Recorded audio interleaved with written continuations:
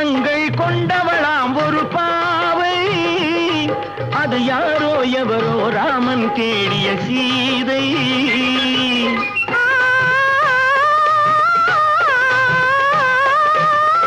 ஆறு குணங்கள் கொண்டவளாம் ஒரு பாவை, அது யாரோ எவரோ ராமன் தேடிய சீதை. தேவை ஒரு காவிய செல்வம், தேடாமல் தேடிய தெய்வம். நீயானால் சம்மதம் அம்மா, நெஞ்சம் உன் சந்நிதி அம்மா, எல்லாம் உன்னோடுதானோ.